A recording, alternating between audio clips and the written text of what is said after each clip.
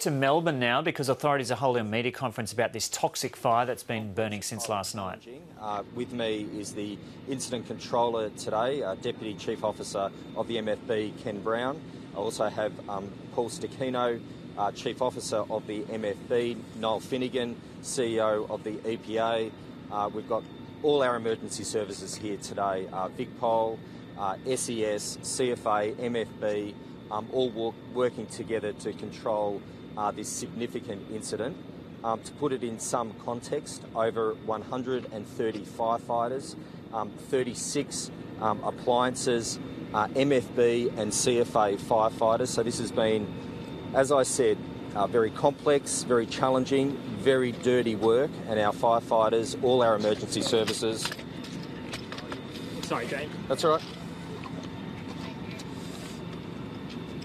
Are we all good? Sorry, guys. No, that's all right, mate.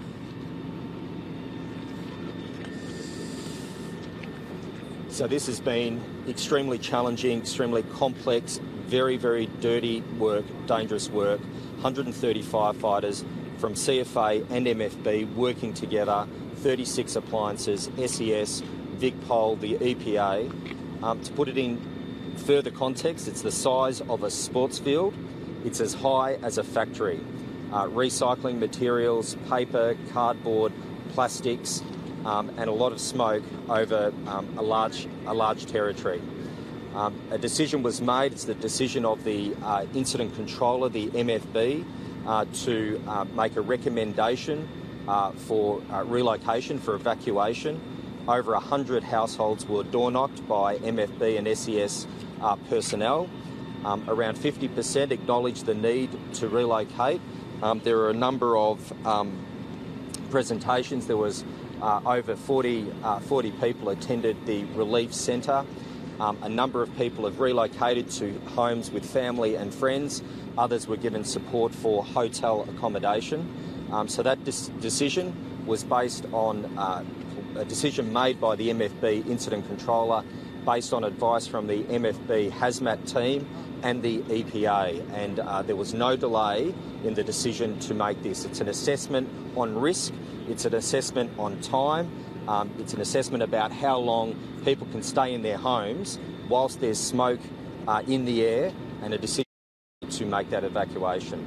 It's highly likely that there'll be further recommendations to evacuate. This will now be a decision of the Chief Health Officer, the EPA, Department of Health and Human Services, as this timeline has extended beyond 24 hours.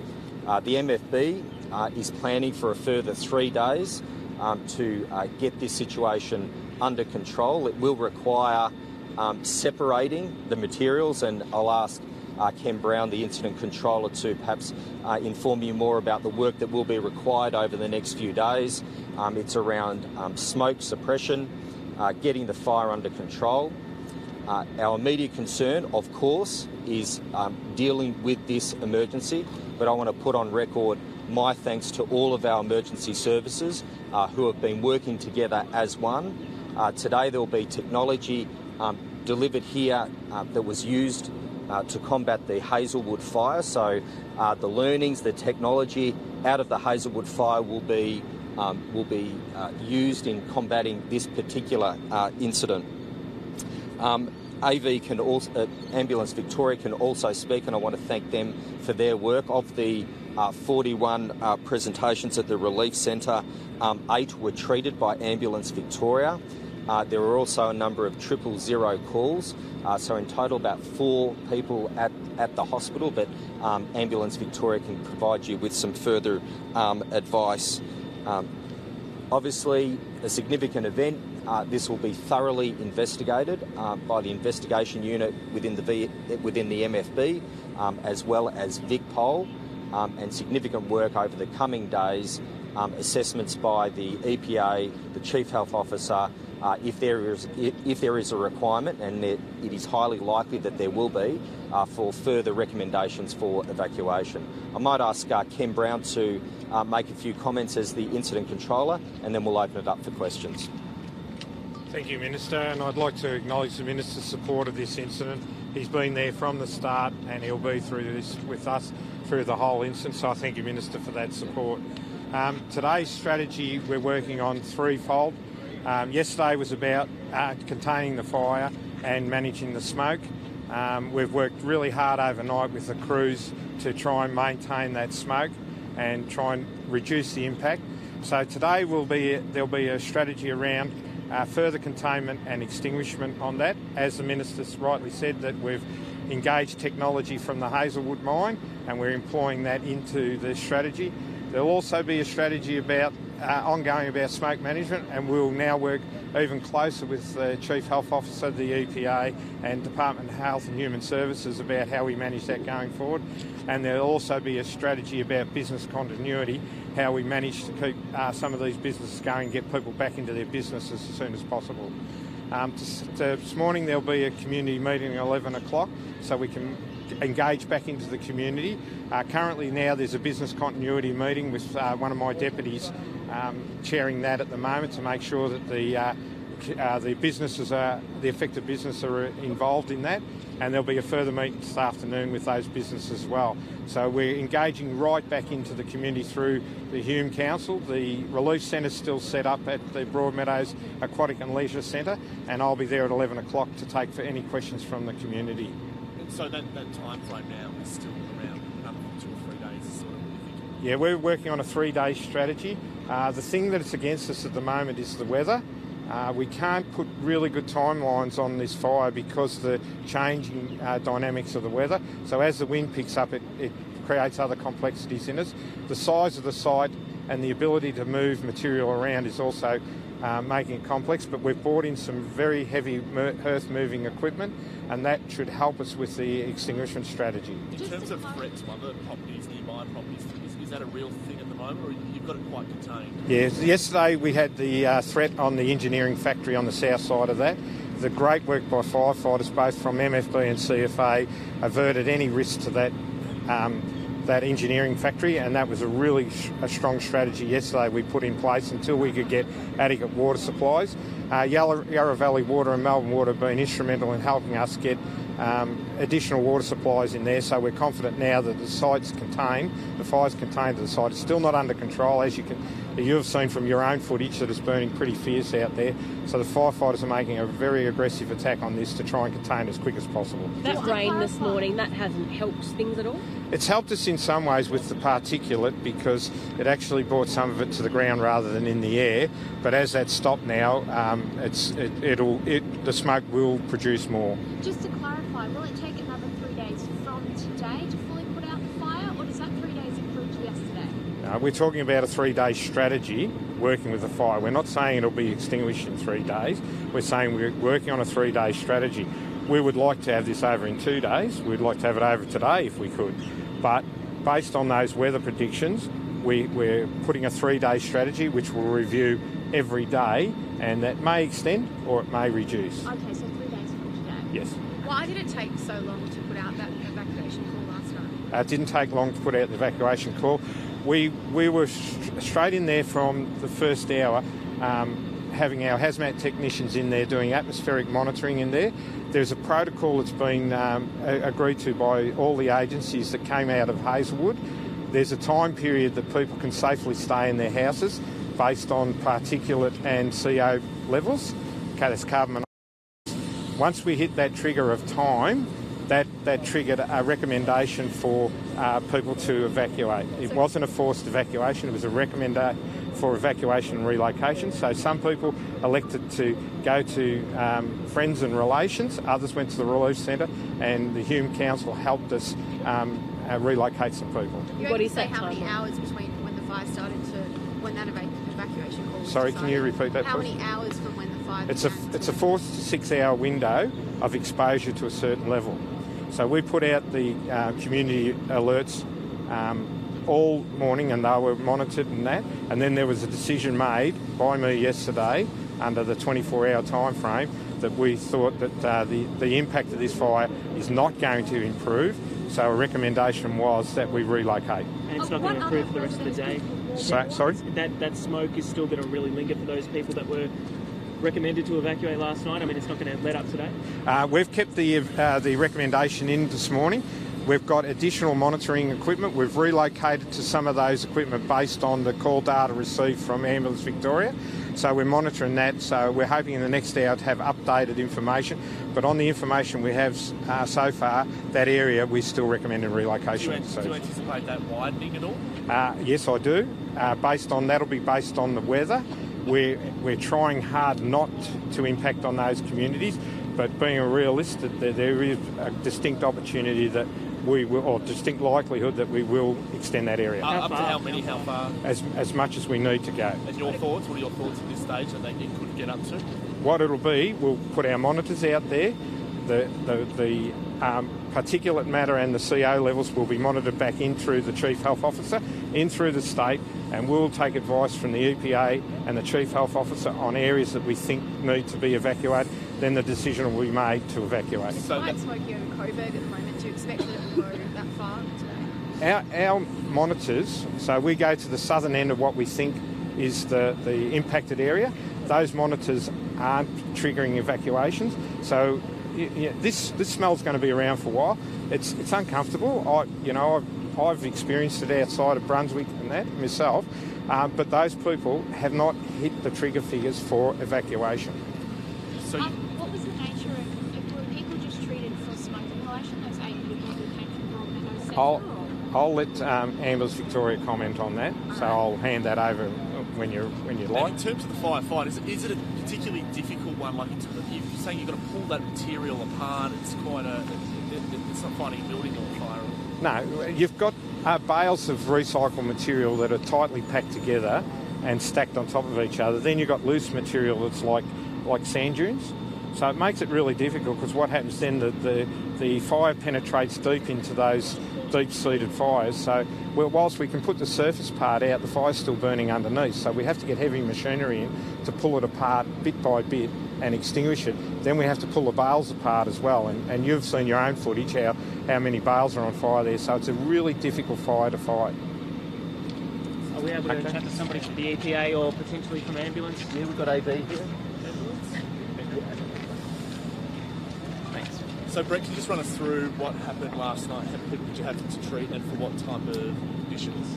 Yeah, so Ambulance Victoria have deployed a number of paramedics and managers into the field last night in support of this incident. At the relief centre, following the evacuation order, Ambulance Victoria treated 8 patients who were suffering from smoke-induced asthma symptoms. 7 of those were managed at the scene with Ventolin. The symptoms resolved and they were able to go on to either the organised accommodation or to go and stay with friends or relatives. 1 male was transported from the relief centre to the Northern Hospital in a stable condition. Furthermore, overnight, AV received a number of 000 calls in the immediate area of the plume. AV paramedics have attended those residents. 4 people have gone to hospital as a result of respiratory issues related to the smoke and particulate, and all of those have gone in a stable condition to the Northern and the Royal Melbourne hospitals. Any children? There's one child, as a 4-year-old child who was assessed by AV and attended the Northern Hospital, I believe. So 5 all up? Sorry? So 5 all up, being the 4 calls and the one from the centre? All up, we've had 4 transports from AV Transports overnight, and is 8 assessed at the relief centre. Is that 4-year-old boy or a girl? I believe it's a girl. Is AV deploying any more units to the area while the fire continues to burn? Yeah, certainly. AV have got our normal business resources around our local stations. We've got a dedicated health commander over at the relief centre in an ambulance over there. We also have a full ambulance crew and health commander here at the incident site. We are continually reassessing our needs on the advice of the incident controller and the EPA, Department of Health and Human Services, to what the smoke may do and any other patients that may result. But in terms of wheels on the ground, do you deployed into that area knowing that they could be? Yeah, we have crews in the surrounding branches and the crews dedicated to this incident. AV's emergency response plan has been activated to Orange Response, our second and highest level. That happened yesterday, and we will continue at that response level for the foreseeable future.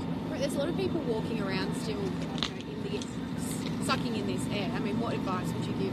Well, certainly the advice of AV is to follow the emergency alerts that have been issued by the incident controller. The advice on the emergency Vic website and app is to take care of yourself, get out of the smoke, get out of the area if you can, ensure you're taking your medication.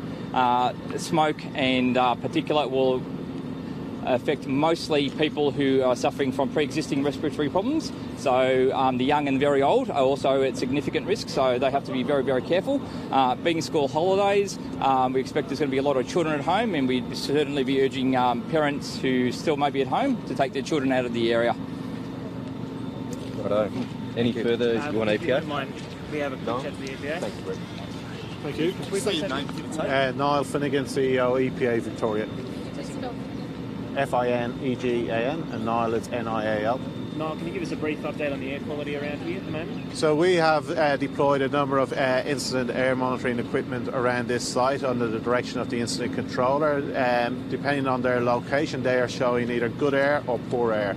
And that shows how the air is moving around, and why we need to have the agility to be able to move those devices where the wind is blowing the smoke. Where are the poor areas? So the poor areas are to the south of this site, and that information is live streamed onto our AirWatch website. I'd encourage people who are interested in the smoke quality to look at the AirWatch website, which has all the EPA information live streaming onto that, and it also directs people to the Emergency Management Victoria website for the latest updates on health advisories and the Why like. did it take so long for EPA to deploy air monitoring equipment yesterday? So as you can imagine, with our emergency management frameworks, there are protocols in place. EPA received a request from the incident controller to deploy equipment, and we deployed equipment within the timelines agreed within our protocols. What are those timelines? So we received an initial request from the MFB to deploy at 9 a.m. That was repeated at about 11 a.m., confirmed at 11 a.m., and we were on site here at 1 o'clock. Why did you deploy after 9? We deployed as the request comes in, the request is confirmed, and then we deployed. So the deployment, we were on site here at 1 o'clock, so the deployment occurs when the request happens. By the time the equipment is sourced and brought to site, that's the 1 o'clock timeline. How bad is it as far as the CBD? Sorry. How bad is the air quality towards the CBD? We saw ash falling there. Should anyone be concerned? I think the air quality in the CBD, we have an air monitoring station in the CBD, which is not showing concerns. What does poor mean? Poor means what we're basically measuring in that is particulate. What you have to avoid is the very small particles of smoke, and poor measurement is when that gets above a threshold where it can cause health concerns. What's that threshold? Explain it. So depending again on you as an individual, whether you as an asthmatic, poor can change. So in an ambient sense, it is a very average measurement. So it's a measurement which would cause a normal, healthy person to have concern about what they're breathing. And again, it's length of exposure to the air, so it's about how long you're in the air as well. From your perspective, this is the third fire in recent months at this facility. Yes. Do you need more powers to investigate this facility? So we were working with council. This is a premises which is permitted by council. We were working with council and the MFB on this very site. We had a planned site inspection here yesterday, and that shows our concern on this site. The government has a bill before Parliament which is about restructuring and rebuilding a new EPA. There will be a second bill which gives us new contemporary powers. We absolutely need those new powers. That's why we're building a new EPA. For a site like this and other similar sites, we are working within the current regulatory framework, doing what we can with partners, working together to resolve the issues. There are tools such as fire prevention notices which are available to councils. We're working with councils and the fire authorities, whether it's MFB or CFA, depending on location, encouraging good fire management practices at sites like this, so this type of event doesn't reoccur. So you had a scheduled visit at this site yesterday? Absolutely, yes. Just coincidentally happened to be yesterday? Just coincidentally, it was planned, which shows we are onto this. Unfortunately, time wasn't with us on this one. It is a matter of urgency for us. It is a concern for us. What's happened at this site, third fire, our first two involvements were really around our function, managing fire, water and the like.